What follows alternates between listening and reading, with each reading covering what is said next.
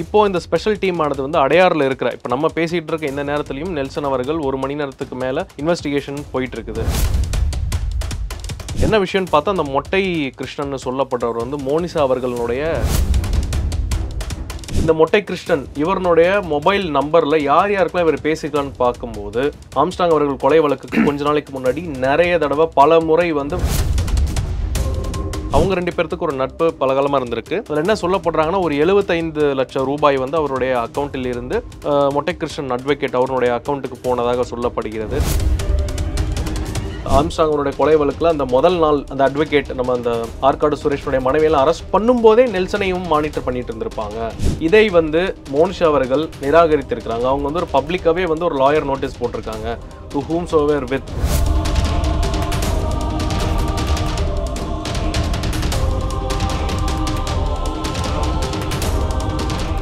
அன்பு நேயர்களுக்கு வணக்கம். இன்று நம்மளுடைய நிகழ்ச்சிக்கு டாக்டர் கார்த்திகேயன் இணைஞ்சிருக்காங்க. அரசியல் விமர்சகர். அரசியல் தொடர்பான பல கேள்விகள் கேட்டு தெரிஞ்சுக்கலாம். சார் வணக்கம் சார். வணக்கம். வணக்கம். எப்படி இருக்கீங்க? நீங்க எப்படி இருக்கீங்க? நல்லா இருக்கேன் சார். சார், இப்போ ஆம்ஸ்ட்ராங் அவர்களுடைய கொலை வழக்கில் அடுத்தடுத்து நிறைய திருப்பங்கள் வந்து கடந்த 2 மாதங்கள் 1.5 மாதங்கள் கிட்ட நம்ம வந்து பார்த்துக்கிட்டு இருக்கோம். இப்போ கடந்த 2 நாட்களுக்கு முன்னாடி நெல்சன் அவர்களுடைய மனைவிக்கும் இந்த வழக்குக்கும் வந்து ஒரு தொடர்பு இருக்கிறதா செய்திகள்லாம் வந்திருக்கு. இன்னைக்கு இயக்குனர் நெல்சன்கிட்ட வந்து விசாரணை வந்து காவல்துறையினர் வந்து மேற்கொண்டிருக்காங்க. என்னென்ன விஷயங்கள் சார் போயிருக்கு? அதாவது ஆம்ஸ்ட்ராங் அவர்கள் முன்னாள் பிஎஸ்பியினுடைய தலைவர் அவருடைய கொலை சம்பந்தப்பட்ட மர்மங்கள் தொடர்ச்சியாக பல்வேறு புதுசான விஷயங்கள் வந்துகிட்டே இருக்குதுங்க. கேட்கும்போது சிலது அதிர்ச்சியாகவும் பரபரப்பாகவும் இருக்குது. அனைத்து கட்சியில் இருக்கிறவங்களுமே இதில் இன்வால்வ் ஆகியிருக்கிறாங்க. அஸ்வத்தமன் காங்கிரஸை சேர்ந்தவர் கைது செய்யப்பட்டிருக்கிறார். அவருடைய தந்தை நாகேந்திரனரும் இதில் மூளையாக செயல்பட்டதாக அவர் ஆல்ரெடி ஜெயிலில் இருக்காருன்னு சொன்னாங்க. இப்போ ரீசெண்டாக ஆகஸ்ட் மாதம் 7ஆம் தேதி நம்மளுடைய நெல்சன் டைரக்டர், நம்ம பீஸ்ட் படம், இந்த ஜெயிலர் படத்தினுடைய டைரக்டர் நெல்சன் அவருடைய மனைவி மோனிஷா அவர்களுக்கு வந்து போலீஸ், அதாவது ஆம்ஸ்ட்ராங் அவர்களுடைய கொலை வழக்கை விசாரிச்சுட்டு இருக்கிற ஒரு ஸ்பெஷல் டீம் வந்து நோட்டீஸ் அனுப்பிச்சு விசாரணைக்கு வர சொல்லியிருக்கிறாங்க. என்ன விஷயம்னு பார்த்தா அந்த மொட்டை கிருஷ்ணன் சொல்லப்படுறவர் வந்து மோனிஷா அவர்களுடைய கிளாஸ்மேட், காலேஜ் கிளாஸ்மேட்டாக இருந்ததுனால அவங்க 2 பேருக்கு ஒரு நட்பு பலகாலமாக இருந்திருக்கு. இந்த மொட்டை கிருஷ்ணன் இவருடைய மொபைல் நம்பரில் யார் யாருக்கெல்லாம் இவர் பேசிக்கலான்னு பார்க்கும்போது ஆம்ஸ்ட்ராங் அவர்கள் கொலை வழக்குக்கு கொஞ்ச நாளைக்கு முன்னாடி நிறைய தடவை பல முறை வந்து ரொம்ப நேரம் வந்து பேசிட்டு இருந்ததுனால சந்தேக பார்வையும் விசாரணை வளையத்துக்குள்ள அவங்க வந்திருக்கிறாங்க. அவங்க போய் ஆஜராயிருக்கிறாங்க. அதில் என்ன சொல்லப்படுறாங்கன்னா ஒரு 75 லட்சம் ரூபாய் வந்து அவருடைய அக்கௌண்ட்டில் இருந்து மொட்டை கிருஷ்ணன் அட்வொகேட் அவருடைய அக்கௌண்ட்டுக்கு போனதாக சொல்லப்படுகிறது. சில தகவல் என்ன சொல்றாங்க, மொட்டை கிருஷ்ணன் ஒரு அட்வொகேட் எனக்கு சம்பந்தமான ஒரு கேஸ் விஷயமா தான் நாங்கள் டிஸ்கஸ் பண்ணிட்டு இருந்தோம் சொல்லிட்டு இவங்க நெல்சனுடைய மனைவி சொல்லியிருக்கிறாங்க. இது போக இது ஆகஸ்ட் 7ஆம் தேதியே சம்மன் அனுப்பி இவங்க விசாரணைக்கு போயிட்டு வந்திருக்கிறாங்க. அது நம்மளுக்கு இப்போ ஆகஸ்ட் 20 தான் வெளி உலகத்துக்கு தெரிய வருது. இப்போ இந்த ஸ்பெஷல் டீம் ஆனது வந்து அடையாறுல இருக்கிற இப்போ நம்ம பேசிட்டு இருக்க இந்த நேரத்திலையும் நெல்சன் அவர்கள் 1 மணி நேரத்துக்கு மேல இன்வெஸ்டிகேஷன் போயிட்டு இருக்குது. அதாவது இந்த ஸ்பெஷல் இன்வெஸ்டிகேஷன் டீம் அவருடைய வீட்டுக்கே வந்து நெல்சனை விசாரிக்கிறார்கள். எந்த விஷயத்துக்காக இவ்வளவு நாள் போன் பண்ணியிருக்கிறாங்க, பணம் பரிமாற்றங்கள் இதை வந்து மோனிஷா அவர்கள் நிராகரித்திருக்கிறாங்க. அவங்க வந்து ஒரு பப்ளிக்காவே வந்து ஒரு லாயர் நோட்டீஸ் போட்டிருக்காங்க. டு whomsoever with இந்த மாதிரி இந்த சம்மந்தம் கிடையாது, இந்த மாதிரி டிரான்சாக்ஷன் நடந்ததாக பல்வேறுபட்ட ஊடகங்களில் பேசிட்டு இருக்கிறாங்க. இந்த மாதிரி ஆதாரம் இல்லாமல் பேசினால் நாங்கள் சட்ட நடவடிக்கை எடுப்போம்னு சொல்லி போட்டிருக்கிறாங்க. ஸோ நெல்சனுமே எனக்கு எந்த போலீஸ் இதுவுமே வரல அப்படின்னு சொன்னாலும் அவரை இப்போ விசாரணையில் இருக்கிறாங்க. கூடிய சீக்கிரமே இதில் சம்பந்தப்பட்ட குற்றவாளிகள் அனைவரும் அவர்கள் யாராக இருந்தாலும் தண்டிக்கப்படணும்ன்றதான் நம்மளுடைய ஒரு நோக்கம். அது வந்து இந்த விசாரணை எல்லாம் முடிஞ்சு சீக்கிரமாக இதுக்கு ஒரு முடிவு சொல்யூஷன் வரணும். அதே நேரத்தில் காவல்துறையினுடைய இந்த தொடர்ச்சியான இந்த லிங்கை பிடிச்சி இவங்க ஒருத்தரையும் விடாம சுத்தி வளைக்கிறது வந்து ஒரு பாராட்டத்தக்க வேண்டிய ஒரு விஷயம். சரி, இப்போ நெல்சன் அவர்கள்ட்ட என்னென்ன விஷயங்கள்லாம் கேட்கப்பட்டிருக்காங்க? ஏன்னா அவர் தரப்புல இருந்து சொல்லப்படக்கூடிய விஷயம் வந்து நான் இந்த விஷயத்துல இருந்து முற்றிலுமா மறுக்கிறேன், என்ன இந்த கேஸில் வந்து இன்வால்வ் பண்ணுறது அப்படிங்கிறது வந்து எனக்கு வந்து விருப்பம் இல்லாத ஒரு விஷயமா இருக்குது அப்படின்னு வந்து டோட்டலாகவே மறுத்திருக்காரு. அதுபடி தான் நமக்கு தகவல்லாம் வந்திருக்கு.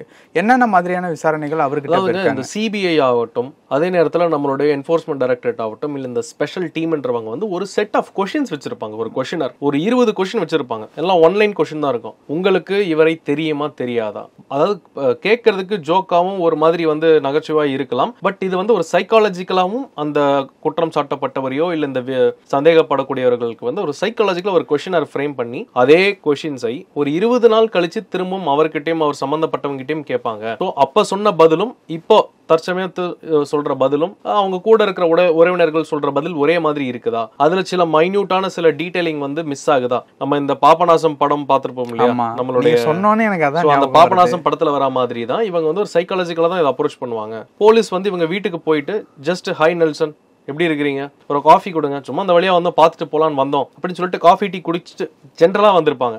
அப்பவுமே அவங்க விசாரணை பண்ணணும்ன்ற ஒரு எண்ணமே இருக்காது, அதுக்கு பிற்பாடம் வர மாட்டாங்க. சும்மா போலீஸ் வரும்போதே உண்மையாக குற்றம் சாட்டப்பட்டவர்கள் வந்து பயந்து விடுவார்கள். என்னவா இருக்குமோ ஏதா இருக்குமோன்ட்டு அவங்களுக்குள்ள ஒரு மன அழுத்தம் வரும். அதுலயே அவங்க வந்து தப்பு செய்து மாட்டிப்பாங்க. அவங்க அதை எப்படி ரெஸ்பாண்ட் பண்றாங்க, ரியாக்ட் பண்றாங்க. ஸோ வெளியில நம்மளுக்கு என்ன தெரியும், 1 மணி நேரத்துக்கு மேலாக போலீஸ் விசாரணைன்னு நம்மளுக்கு தெரியும். ஆனா உள்ள என்ன நடந்திருக்குன்னு பாத்தீங்கன்னா சும்மா போயிட்டு ஒரு டிவி பார்த்துட்டு ஒரு காஃபி குடிச்சிட்டு வந்திருப்பாங்க. ஸோ வெளியில இப்படி இருக்கும்போது இதுவுமே போலீஸனுடைய ஒரு மெத்தட் ஆஃப் இன்வெஸ்டிகேஷன்.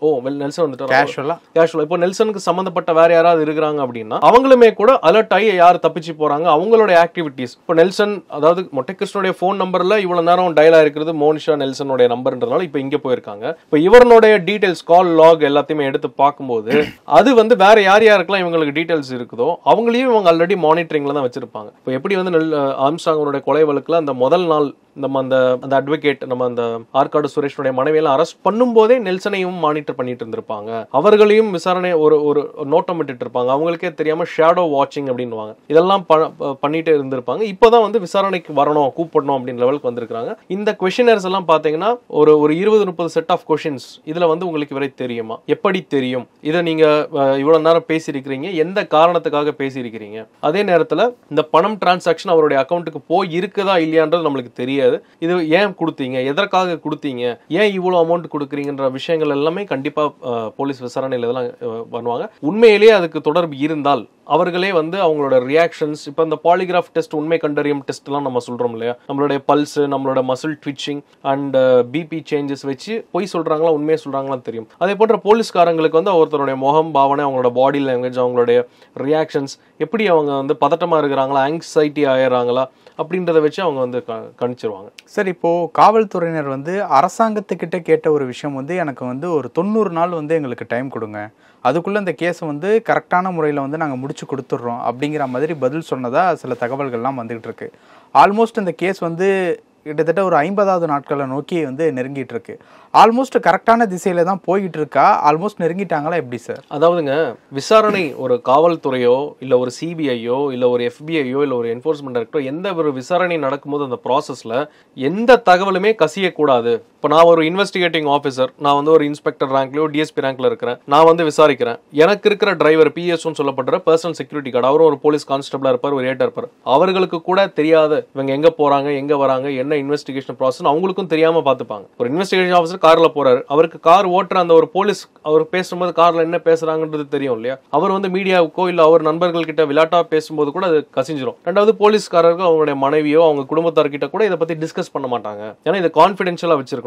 அப்படி டிஸ்கஸ் பண்ணாம இருக்கும்போது தான் என்ன நடக்குது, யாரை பிடிக்கிறாங்க, என்ன ஒரு சஸ்பென்ஸாவே இருந்தாதான் உண்மையான குற்றவாளியை மாட்டிப்பாங்க. இது எல்லாருக்கும் பொதுவா இப்ப எந்த நேரத்துல இருக்குது, சரியான திசையில போகுதான்றதெல்லாம் எதுவுமே நம்மளுக்கு தெரியாது. இதெல்லாமே ஒரு க்ளோஸ்டான ஒரு கான்பிடென்ஷியலான ஒரு விசாரணையில இருக்கிற ஒரு சட்டத்துக்கு உட்பட்ட ஒரு விஷயம் அப்படின்றப்ப இது வெளியில தெரிய வாய்ப்புகள் கிடையாது. இந்த 90 நாட்கள் முடிந்து கோர்ட்ல அவங்கள சார்ஜ் ஷீட் ப்ரொடியூஸ் பண்ணும்போது தான் மக்களுக்கும் மீடியாவுக்கும் ஏன் அந்த அதிகாரியினுடைய கூட ஒர்க் பண்ற மற்ற அதிகாரிக்குமே தெரியும் இதுல இவ்வளவு பேர் இருக்கிறாங்களா, இவங்க தான் குற்றவாளியா, இந்த எவிடன்ஸ் எல்லாம் இருக்குதான்றது அப்புறமா தான் வெளிப்படையா தெரியும். இப்ப நம்ம ஒரு யூகத்தின் அடிப்படையில நம்ம வந்து ஒரு இமேஜினேஷன்ல இது அடிச்சு அதை அடிச்சு இவங்க தான் இருக்குமோ நம்ம வந்து மீடியா பேசலாம். பட் இன்வெஸ்டிகேஷன்ல என்ன நடக்குது ஏது நடக்குதுன்றது இது ஒரு சப்ஜுடிஸான ஒரு மேட்டர், இது யாருக்குமே தெரியறதுக்கு வாய்ப்புகள் கிடையாது. இந்த கேள்வியை நான் ஏன் கேட்டேன் அப்படின்னா, இப்ப இந்த ஆம்ஸ்ட்ராங் வழக்கை பொறுத்த வரைக்கும் வழக்கு தொடங்கின சில நாட்கள்ல என்கவுண்டர் நடந்தது. முக்கியமான அரசியல் தலைவரான திருமாவளவன் அவர்கள் வந்து இப்ப கைது செய்யப்பட்ட நபர்கள் வந்து உண்மையான குற்றவாளி கிடையாது, சரியான குற்றவாளியை நீங்க கைது செய்யணும் அப்படின்ட்டு சொல்றாங்க. சொல்லப்படக்கூடிய நம்ம படிக்கக்கூடிய எல்லா தகவலுமே கிட்டத்தட்ட வந்து ஒரு நம்ப தகுந்த வட்டாரங்கள்ல இருந்து வர்றதுனால அவங்களே நடக்கக்கூடிய எந்த விதமான நடவடிக்கைகளும் நம்ப மாட்டாங்களே அப்படிங்கிற ஒரு கேள்விதான் வருது. அதாவது ஒரு பொலிட்டிக்கல் ப்ரெஷர் இருந்தால்தான் மக்களுடைய ஒரு பார்வை இருந்தால்தான் எந்த ஒரு விசாரணையுமே வேகமாகவும் நடக்கும், உண்மைத்தன்மையோட நடக்கும். அதாவது இப்போ இவர் ஒரு பெரிய ஒரு அரசியல் தலைவர், அலட்சியமா 10ஓட ஒரு 11வது கேஸா விட்டுறாம இதை சீக்கிரமா ஃபாஸ்டா இன்னும் நல்ல கவனம் செலுத்தணுன்றதுக்காக தான் அரசியல் கட்சி தலைவர்கள், புரட்சி பாரதம் ஜெகன்மூர்த்தி அவர்கள் சொன்னாங்க, திருமலை சொன்னாரு, பா ரஞ்சித் சொன்னாங்க, பிறகு பல்வேறுபட்ட எடப்பாடி பழனிசாமி அவர்கள் எல்லாருமே, அண்ணாமலை எல்லாருமே சொன்னாங்க இதை சரியான முறையில் பண்ணணும், சீக்கிரம் பண்ணணும், உண்மையான குற்றவாளிகள் இவர்கள் இல்லை அப்படின்னு அவங்களுக்கு இருக்கிற ஒரு கேஸ்ல அவங்க சொல்றாங்க. பிளஸ் மக்களும் ஒரு பெரிய ஒரு அரசியல் கட்சி தலைவருக்கே இந்த மாதிரி ஆயிருக்கு, ஏன் ஆயிருக்கு, எப்படி ஆயிருக்குன்றது ஒரு பப்ளிக் இன்ட்ரெஸ்ட் கேஸ் ஆயிடுச்சு இது. ஸோ மக்களும் இதை தெரிஞ்சுக்க நினைக்கும் போது காவல்துறையினருக்குமே பெரிய ப்ரெஷர் இருக்கும். மீடியா இவ்வளவு ஃபோக்கஸ் கொடுக்கும் போது என்ன ஆகும், தவறான விஷயங்கள் நடந்துடக்கூடாதுக்காக அவங்க ரொம்ப கவனமா இருப்பாங்க. ஸோ இந்த மாதிரியான ஒரு டாபிக் டிஸ்கஷன்லயே இருக்கும்போது இன்னும் கவனத்தோடும் இன்னும் சீக்கிரமாகவும் வேகமாகவும் இதை முடிச்சு விட்டாதான் நம்மளால வந்து கொஞ்சம் இந்த ப்ரெஷர்ல இருந்து வெளியில வர முடியும். அரசாங்கத்தோட ப்ரெஷர், கோர்ட்டினுடைய ப்ரெஷர், மீடியா ப்ரெஷர், பப்ளிக் பொலிட்டிஷியன்ஸ்ன்றப்ப ரொம்ப ஒரு ஸ்ட்ராங்கான ஒரு விஷயம் இருக்கும்போது நல்ல துல்லியமான கரெக்டான ஆதாரத்தோட இதை வந்து வெளிக்கொண்டு வரணும். அதுக்காக தான் இந்த கால டியூரேஷன் 90 நாட்கள் கேட்டிருக்காங்க. எனக்கு தெரிந்து இந்த 90 நாள் பத்தாது, இதையும் தாண்டி இன்னும் ஒரு எக்ஸ்டென்ஷன் இருக்கும் தான் நான் நினைக்கிறேன். ஏன் சார் அதுக்கு உண்டான இந்த 90 நாள் ஒரு 3 மாதங்கள், 3 மாதம், இந்த 90 நாள் வந்து ரொம்ப ஷார்ட் பீரியடுங்க. எந்த ஒரு கேஸுமே நம்ம விசாரிக்கும் போது கிட்டத்தட்ட ஒரு 150ல இருந்து ஒரு 200 விக்டிம்ஸ், விட்னஸஸ், ஒரு 150-200 விட்னஸை வந்து நம்ம வந்து என்கொயரி பண்ணி விசாரிக்கணும். அதே மாதிரி அவங்களுடைய இப்போ நிறைய சோஷியல் மீடியா வந்ததுனால அவங்களோட ட்விட்டர் அக்கௌண்ட்ல என்ன இருக்கு, வாட்ஸ்அப்ல என்ன மெசேஜ் அனுப்பிச்சாங்க, அவங்க கால் லாக் என்ன ஆச்சு, அவங்க பேங்க் டிரான்சாக்ஷன்ஸ் என்ன, அப்படி 150 பேரையும் நம்ம வந்து ஃபாலோ பண்ணணும். அது இல்லாமல் சந்தேகத்தில் இருக்கிறவங்கள விசாரணைக்கே கூப்பிடாம அவங்கள ஷேடோவா வாட்ச் பண்ணிக்கிட்டே இருந்தால் அவங்க செயல்கள் எப்படி இருக்குது, யார் தப்பிச்சு போறாங்க. மொட்டை கிருஷ்ணன் வெளிநாட்டுக்கு தப்பிச்சு போயிட்டாரு. இப்போ வெளிநாட்டு எந்த கண்ட்ரிக்கு போனாரு, எந்த ஏர்போர்ட்ல இருந்து எந்த ஃபிளைட்ல போனாரு, பாஸ்போர்ட் என்ன, எந்த கண்ட்ரியில் லேண்ட் ஆயிருக்காரு, அங்க இருக்கிற கண்ட்ரியினுடைய பெர்மிஷன் வாங்கி அவர் எப்படி இங்கே எக்ஸ்ட்ராக்ஷன் பண்ணி இங்கே கொண்டு வரணும். இந்த மாதிரி விஷயங்கள் இருக்கும்போது இந்த நாட்கள் பத்தாது, இன்னும் எக்ஸ்டென்ஷன் தேவைப்படும். ஓகே சார், நிறைய விஷயங்கள் பேசணும். உங்கள் நேரத்துக்கு ரொம்ப நன்றி சார். நன்றி.